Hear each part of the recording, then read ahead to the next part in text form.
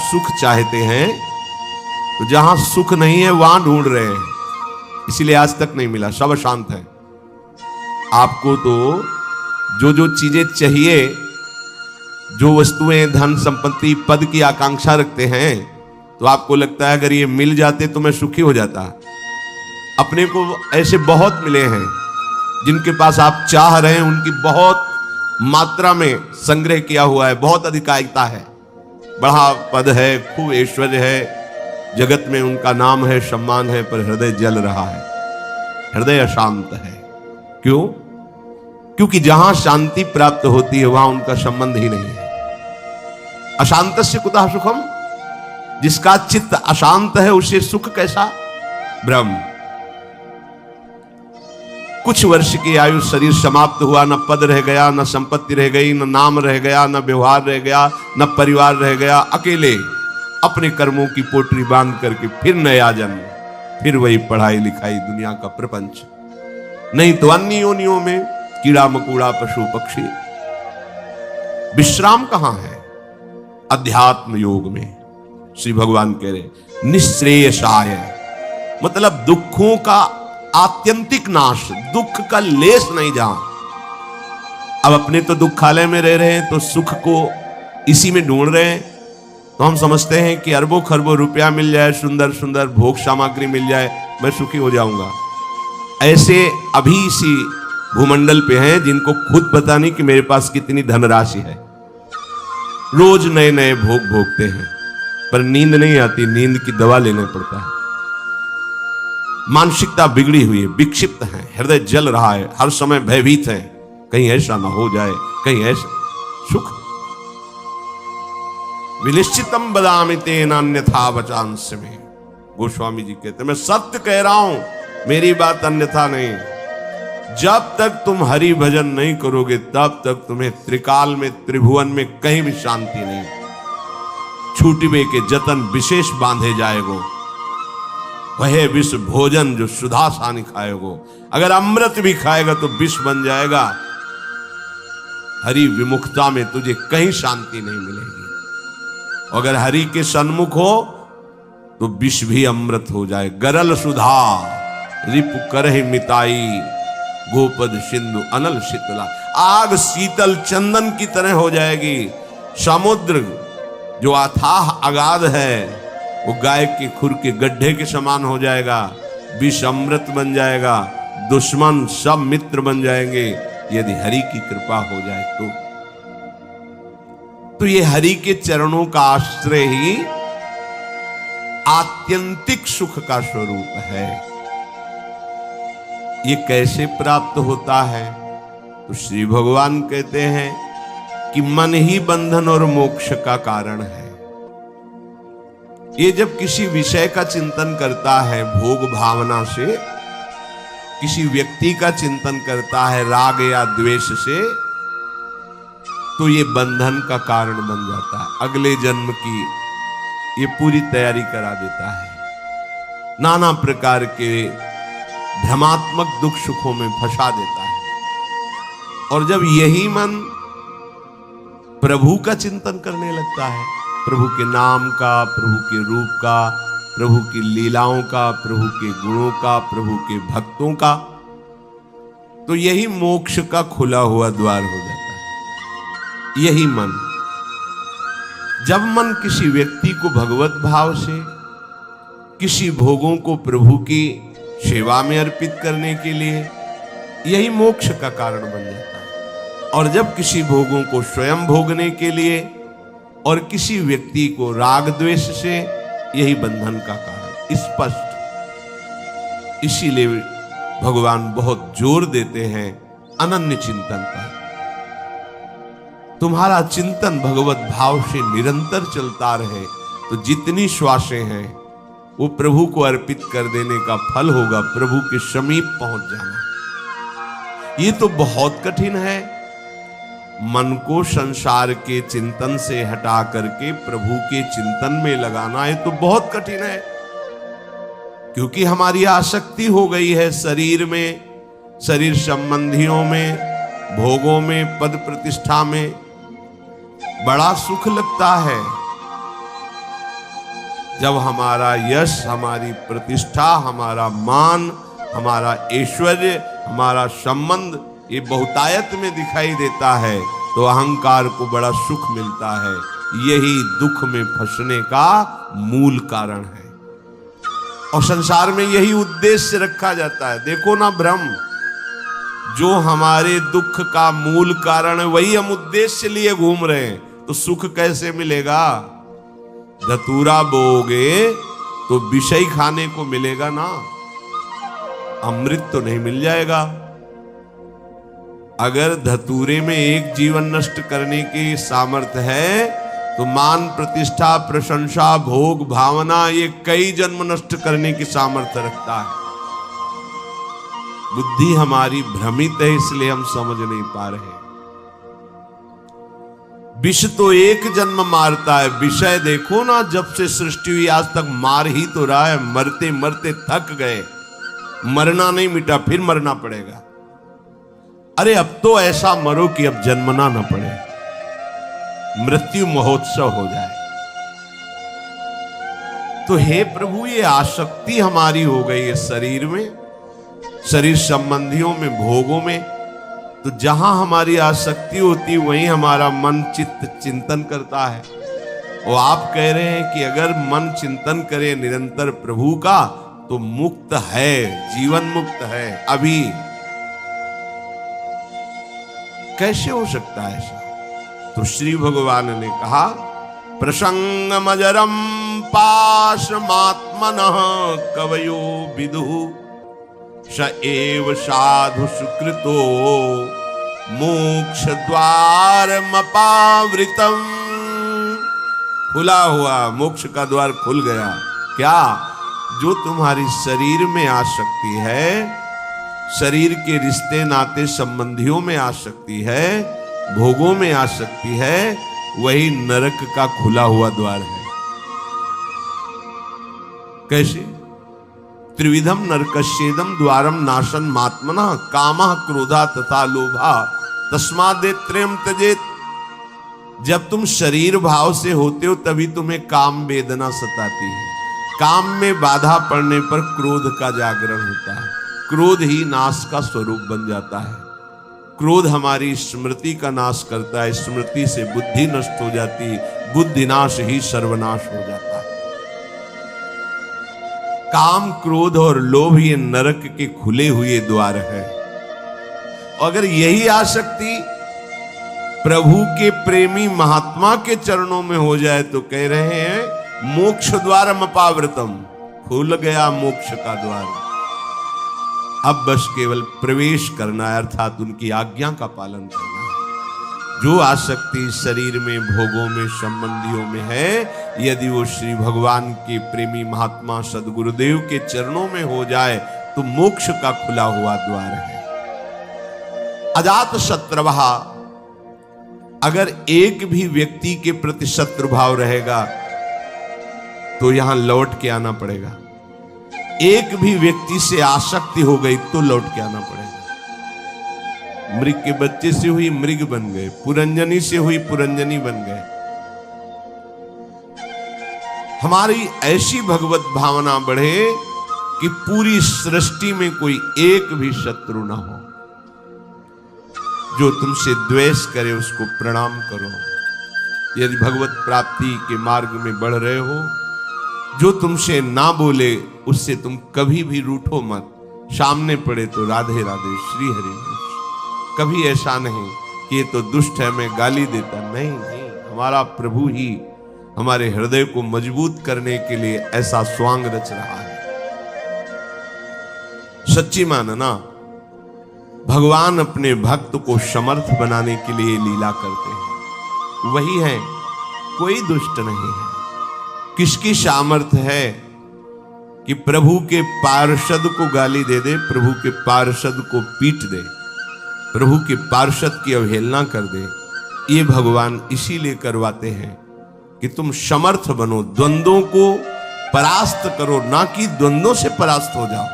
तुम मेरे सेवक कहलाकर द्वंद्वों से परास्त हो जाओगे तो ठीक नहीं है। ए भगवान का भक्त, जरा सी बात में देखो विकल हो, नहीं। कोई भी भगवान का प्रेमी महात्मा ऐसा चरित्र नहीं पाया गया कि कभी किसी भी परिस्थिति में व्यथित हो गया है। नहीं, यम ही न व्यथ्यन्ते ते पुरुषम पुरुषर्षभ सम दुखा सुखाधीरम स्वमृतत्वाय कल्पते। जो सुख दुख में समान किसी भी परिस्थिति में हृदय व्यथित नहीं हुआ, हर समय राधा राधा राधा परम पद उसके चरणों में लौटता है, वही परम पद का अधिकारी है। अजात शत्रवः, तुम्हारा कोई एक भी शत्रु नहीं होना चाहिए, क्योंकि भगवान कहते संतों का एक भी शत्रु नहीं होता।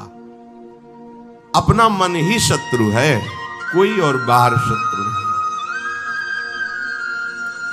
जब तक आप अपने मन को प्रभु के चरणों में नहीं लगाते, तब तक ये जाल फैलाता रहता है। एक को मित्र बनाएगा, एक को शत्रु बना लेगा, एक में राग कर लेगा, एक में द्वेष कर लेगा और हमारे नए जन्म की व्यवस्था कर देगा। ये मन ही हमारा शत्रु है जब तक वश में नहीं होता। ये मन ही हमारी दुर्गति का कारण है जब तक ये प्रभु में नहीं लगता। प्रभु में लग जाए, वश में हो जाए, तो इससे बड़ा कोई मित्र नहीं। मन ही श्री कृष्णाकार होकर भगवत साक्षात्कार करा देता है। अजात शत्रवा, कोई भी एक हमारे द्वेष का पात्र न हो। अद्वेष्टा सर्वभूतानाम, समस्त भूतों में द्वेष रहित, दोष बुद्धि रहित हमारे हृदय की स्थिति होनी चाहिए, क्योंकि संतों की ऐसी होती है। शांताहा, किसी भी परिस्थिति में कोई तुम्हें अशांत न कर पावे, ना अंदर की वृत्ति ना बाहर का व्यक्ति। ऐसी शांति तभी मिलेगी जब चित्त प्रियाजू के चरणों के चिंतन में होगा, उनके नाम के चिंतन में होगा, क्योंकि भगवत प्रेमी महात्मा शांत रहते हैं।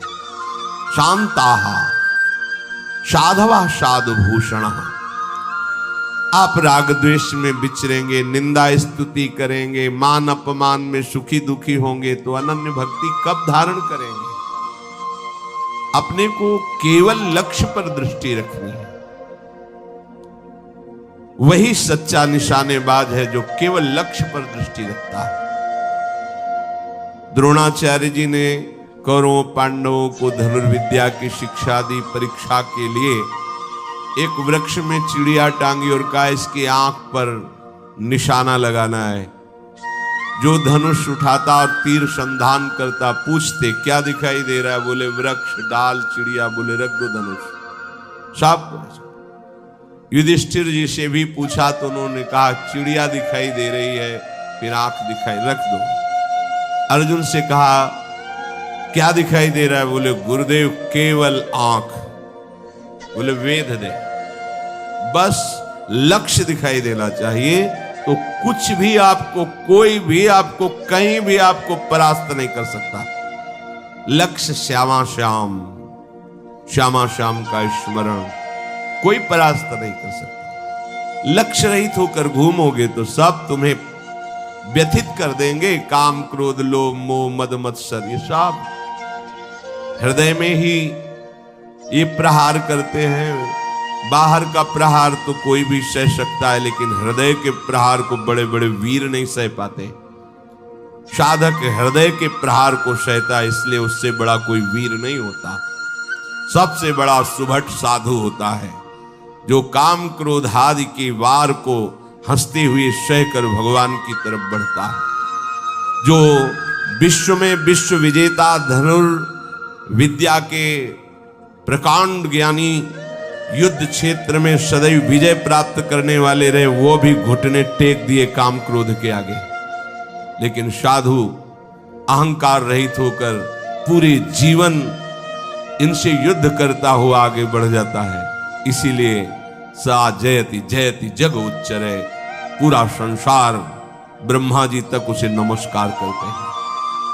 ये विजय तभी हो सकती जब लक्ष्य चिंतन में रहे। श्यामा श्याम मयि अनन्येन भावेन भक्तिम कुर्वन्ति दृढ़ाम। अनन्य भाव अपने प्यारी जू के चरणों में। दृढ़ाम, कोई भी परिस्थिति या कोई भी प्रलोभन हमें हमारी श्री जी से हटा ना सके, इसे दृढ़ाम कहते हैं। दृढ़, प्राण ही तो जाएंगे, बहुत बार गए हैं, बहुत बार मरा हूं, अब एक बार श्री जी के लिए प्राण समर्पित करता हूं। चाहे जितना भयानक कष्ट दिया जाए, अपनी प्यारी जो से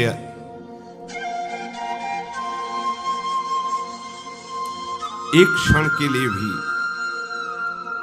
वृत्ति नहीं हटा सकता।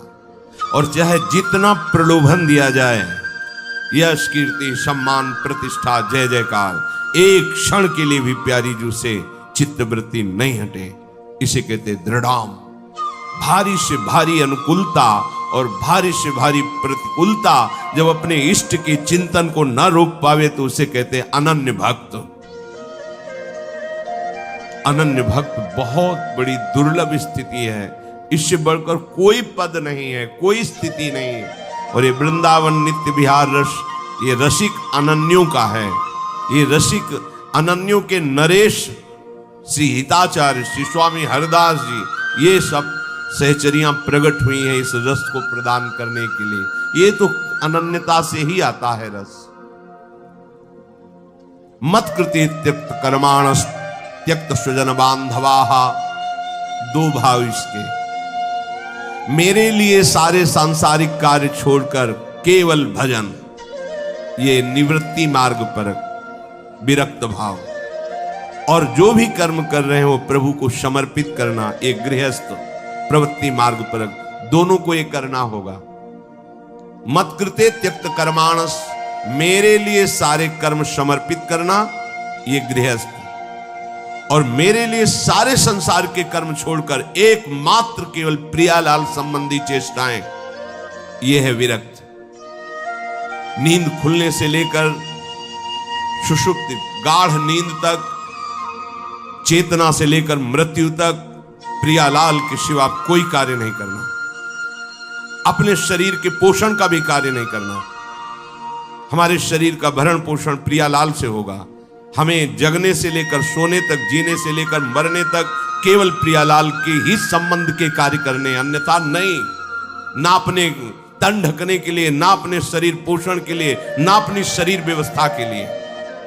ये आराध्य देव का भार है, वो देखेंगे क्या पहनाना है, कैसे बैठालना है, कहां रखना है, कैसे चलाना है, इसकी चिंता नहीं। पोषण भरण न चिंत कराही, श्री हरिवंश विभव विलसाई, श्री वृंदावन की माधुरी। और गृहस्थ में धर्मयुक्त कार्य करते हुए वो कार्य प्रभु को समर्पित करना। मत कृते त्यक्त कर्माणस और त्यक्त स्वजन बांधवाहा, विरक्त के लिए किसी भी तरह से परिवार के सदस्यों से थोड़ा भी स्नेह नहीं रखना। अगर है तो केवल प्रियालाल के लिए है, प्रियालाल के संबंध के लिए है, प्रियालाल की प्रसन्नता के लिए है। हम घर में रहते हैं, पत्नी पुत्र परिवार आदि के लिए व्यापार नौकरी करते हैं, उनको सुख पहुंचाते हैं। इसका फल हो कि प्रियालाल प्रसन्न हो जाए, क्योंकि हमें ड्यूटी दी, हमें सेवा दी कि इतने परिवार का पोषण तुम करो, पर वो हम कर रहे हैं प्रियालाल के लिए, हो गया। विरक्त किसी भी तरह से अपने शरीर संबंध की वासना का पोषण न होने दे। प्रियालाल के संबंध से सब हमारे प्यारे, प्रियालाल का संबंधी नहीं तो अंजन कहा आंख जई फूटे, बहुतक कहो कहां लो, नहीं नहीं कोई हमारा नहीं। भगवान कह रहे मेरे लिए अपने स्वजन संबंधियों का त्याग कर दिया। त्यक्त स्वजन बांधवाहा, गोपीजनों से प्रभु द्रवित होकर के कह रहे हैं, जो बड़े बड़े योगी जन जिन बेड़ियों को नहीं तोड़ पाते, उन स्नेह की बेड़ियों को तोड़कर तुमने हमसे प्रेम किया, इसलिए मैं तुम्हारा जन्म जन्म ऋणी। भगवान कह रहे मैं ऋणी तुम्हारा। केवल प्रभु से प्रेम करने के कारण ही हनुमान जी महाराज से भगवान श्री राम कह रहे हैं, प्रति उपकार करो का तोरा, सन्मुख हो न सकत मन मोरा। अय वत्स, तुमने जो समर्पण करके हमारे प्रति अनन्य भाव प्रकट किया है, इसके बदले में मैं तुम्हें क्या दे सकता हूं। सकुच के कारण मेरा मन सन्मुख नहीं हो प्रभु के। तुम संतात उरिन मैं नाही। ओहो, अखिल लोकों का दाता बोल रहा है, तुम संतात उरिन। ये अनन्य भक्त के लिए शब्द है, दूसरों के लिए नहीं। भगवान जब अहेतुकी कृपा करते हैं तब ऐसी भक्ति जागृत होती है, भक्तों के संग के प्रभाव। त्यक्त स्वजन बांधवाहा, ये न तुम्हारे थे न है न रहेंगे। श्रुत बनितादि जान स्वार्थ रत ना करुणे सभी ते, अंत ही तो ही तजेंगे पामर तू न तज। तुझे समझ में नहीं आ रहा। अरे जिंदगी में लाखों का मेला जुड़ा, हंसा जब जब उड़ा तो अकेला उड़ा, कोई तेरे साथ नहीं होगा। तेरा सच्चा साथी हरि तेरे साथ होगा, पर उस साथी से तो तुमने कभी प्यार ही नहीं किया, कभी उसको सुमिरन ही नहीं किया, तो फिर भोगना पड़ेगा। बहुत बड़ा प्रपंच है ये माया का। त्यक्त स्वजन बांधवा, चाहे गृहस्थ में हो चाहे विरक्त में हो। गृहस्थ में हो तो वो प्रभु के जन है, उनकी सेवा का फल प्रभु की प्रसन्नता। विरक्त में हो बिल्कुल किसी तरह से कोई संबंध नहीं, केवल प्रियालाल के संबंध से ही संबंध है। नाते नेह राम के मनियत, सुहद सुसेव्य जहालो। मदाश्रय, केवल मेरे आश्रित रहे। ये बहुत बढ़िया मीठी आखिरी बात। ये जीवन की साधना का फल, ये शब्द मदाश्रया इतना मीठा है, इतना शांति है, इतना आनंद है। बस इसी को समझ नहीं पा रहे तो परेशान हो रहे हैं। हमारा मन नहीं लगता, हमसे ये नहीं होता, हमसे वो नहीं होता। तुम्ही से तो ना, तो तुम छोड़ो अपने को, मदाश्रया ऐसे हो जाओ प्रभु के आश्रय। पता नहीं कल्याण हो कि ना हो, जो हो रहा है वो भी छूट जाएगा, पता नहीं कौन सी गति हो। तो संशयात्मा विनश्यति, इस पर शास्त्र सब कुछ वर्णन करते। तुम्हें प्रभु पे भरोसा नहीं है, प्रभु का आश्रय ये पूरे जीवन में इसी ने चलाया है, मदाश्रया ने इसी ने पोषण किया है, और यही हमें बेपरवाह रखा है ना प्रभु। मदाश्रया प्रभु का, कोई साथी नहीं है, कोई साथी नहीं। एकमात्र श्री हरि, एकमात्र प्रिया जी। आश्रय ये बहुत अमृत शब्द है, समझ में केवल आ जाए। अभी इसी क्षण बिना साधना के मुक्त हो, अगर ये बात समझ में आ जाए। पर अभी तो समझ में आ सकती कुछ मिनट के लिए, क्योंकि यहाँ का वायुमंडल है मदाश्रया का। तो अभी सब पर गेट के बाहर निकलते ही हवा बदलेगी तो विचार बदल जाएंगे। मदाश्रया ये गुरु कृपा से आई हुई भारी विपत्ति, प्रतिकूलता, असाध्य रोग, अपमान, निंदा, ये सहयोगी होते मदाश्रया के लिए। ये मदाश्रया में बहुत सहयोगी होते हैं, और इनको कौन चाहता है, इसीलिए मदाश्रया नहीं हो पाता। वो हम के आश्रित रहता है, साधना का आश्रय ले सकता है, क्रियाओं का आश्रय ले सकता है, व्यक्ति का आश्रय ले सकता है, लेकिन मदाश्रय भगवद आश्रित। और भगवद आश्रित बहुत बेपरवाह और ऐसी वस्तु मिलती है जो किसी साधना से नहीं मिलती। पर ये हृदय का विषय होता है, वाणी का नहीं होता। केवल वाणी के कहने से हृदय शांत नहीं हो जाएगा। निज सुख बिन मन होई की थीरा, जब तक मन में ये आश्रय जागृत नहीं होगा तब तक बात नहीं बनेगी। और ये जागृत तभी होगी, लिख लो, जब तुम्हारा अपमान होगा, निंदा होगी, शरीर किसी असाध्य रोग से ग्रसित होगा, सब तिरस्कार करेंगे, सब, कोई सृष्टि में प्यार से देखने वाला नहीं होगा, तब सच्चा मदाश्रय उदय होता है। प्रभु आपकी सेवा, वो हृदय की जो धारा प्रभु की तरफ बही निहाल कर, तो एक कदम मेरी तरफ चल के तो देख, पूरी सृष्टि न झुका दूं तो कहना। भगवान के वचन, एक कदम तो चल के देख मेरी तरफ। ये अंदर की बात है, बाहर से आप कहोगे तो हम 500 किलोमीटर से आए, एक कदम की क्या बात है। बाहर से दौड़ने वाला कोई वीर नहीं कहा जाता। अंदर तो आप वहीं बैठे हुए हो, शरीर में, उस शरीर संबंधियों में, शरीर भोगों में, एक कदम कहां चले। अंदर की बात है आपको। ये मदाश्रया अंतिम सांस तक हो जाए तो परम पद भी मिल जाएगी। बहुत बार बता चुके, फिर समझ लीजिए। द्रौपदी जी महान भक्ता हैं, भगवान से मिलती हैं, बात करती हैं, पर ये विपत्ति, ये दुख, ये असाध्य रोग, ये अपमान, ये निंदा, ये मदाश्रया को जागृत करता है, दूसरा नहीं, दूसरा नहीं। अभी तक पूर्ण मदाश्रया द्रौपदी जी नहीं थी, क्योंकि जब कर्ण और दुर्योधन के आदेश से दुशासन महल में प्रवेश करता है और बाल पकड़ करके अपवित्र दशा में उनको घसीटते हुए सभा में लाता है, तब एक बार भी नहीं बोली हा श्री कृष्ण। क्यों? अंदर आश्रय है। ऐसे महावीर है कि अगर भीम गदा उठा ले तो त्रिभुवन में सामने उनके टिकने वाला वीर नहीं है।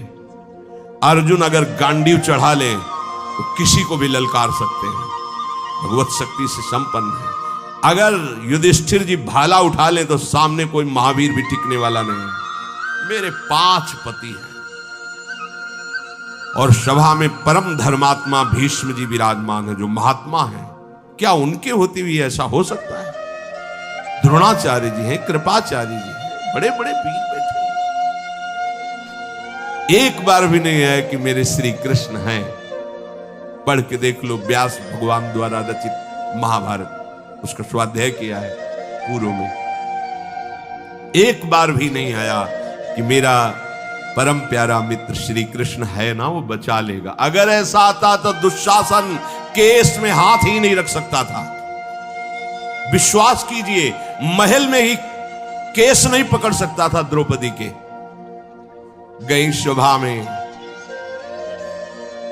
बड़ा उपहास कर रहा है, कर्ण और दुर्योधन गंदे शब्दों से बोल रहा है। नहीं बोलना चाहिए। ऐसी धर्मात्माओं की सभा में ऐसी महान देवी को ऐसे शब्द नहीं बोलने चाहिए। बड़े अपवित्र शब्द बोले। तब उनकी दृष्टि गई तो 5 पति सर झुकाए बैठे हैं, कोई देख भी नहीं रहा है। कृपाचार्य द्रोणाचार्य सदगुरु हैं, पिता की तरह हैं, कोई नहीं बोल रहा। भीष्म जी की तरफ देखा और कहा, मैं केवल इतना पूछना चाहती हूं कि क्या केवल महाराज युधिष्ठिर को अधिकार है मुझे हारने का? क्या यह धर्म है? अगर है तो आप केवल बोल दीजिए, मैं सब कुछ सह जाऊंगी। अगर धर्म नहीं तो मैं समर्थ हूं, हर एक को दंड देने में समर्थ हूं।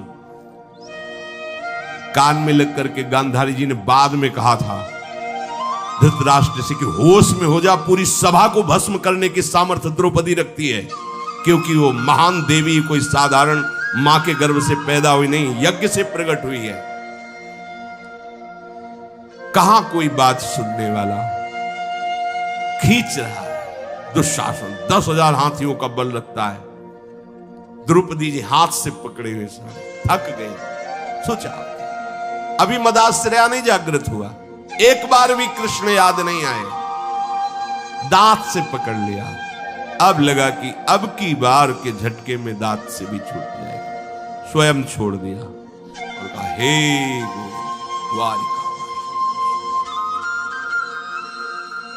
सेकंड नहीं लगा, भगवान का वस्त्रावतार, मदाश्रया सीधे भगवत प्राप्ति। कोई भी कहीं भी कैसे, मदाश्रया के लिए शर्त नहीं है कि आप किस जन्म, किस कुल में, किस क्या कुछ, कहीं भी हो, कोई भी हो, कैसे भी हो, भगवत प्राप्ति के लिए सिद्ध बात है भगवान का आश्रय। अब जीव आश्रय लेना भी नहीं जानता, इसीलिए सत्संग भगवान देते हैं, साधु महात्माओं का संग देते हैं, जिससे तुम्हारी बुद्धि पवित्र हो और तुम भगवान का आश्रय लो। जो संत जन होते हैं वो मदाश्रया, भगवद आश्रय, ऐसे चमत्कार जीवन में प्रकट होते हैं जो भगवद आश्रित, तपस्या और साधन, ये सब एक तरफ, ये बीच में ऐसे रकील खींचिए, एक तरफ मदाश्रया और एक तरफ जिस क्षण आश्रय लिया उसी क्षण से आपकी समानता करने वाला कोई नहीं रह गया। बार बार समझाने के लिए कहते हैं, जैसे बाली वैसे ही सुग्रीव, इतना भी अंतर नहीं, ना आचरण में ना बल में, किसी भी तरह समान भाई थे लोग। और रूप भी बाली और सुग्रीव को खड़ा कर दे तो भगवान भी पहचानने में, तभी माला पहनाया था भगवान, एकदम एक रूप, एक बल, एक स्वभाव, एक गुण, दोनों ऐसे भाई थे। जब भगवान ने बाण मारा, सामने देखा कोटि कंदर्प दमनी मर्यादा पुरुषोत्तम भगवान गंभीर मुद्रा, तो हृदय में तो महान प्रीति है, बड़ा प्रसन्न है कि वैसे तो मैं इस लायक ही नहीं था, जो योगियों के ध्यान में नहीं आते हो हमारे सामने खड़े हैं, पर थोड़ा इनसे बात भी तो कर ले। तो कहा प्रभु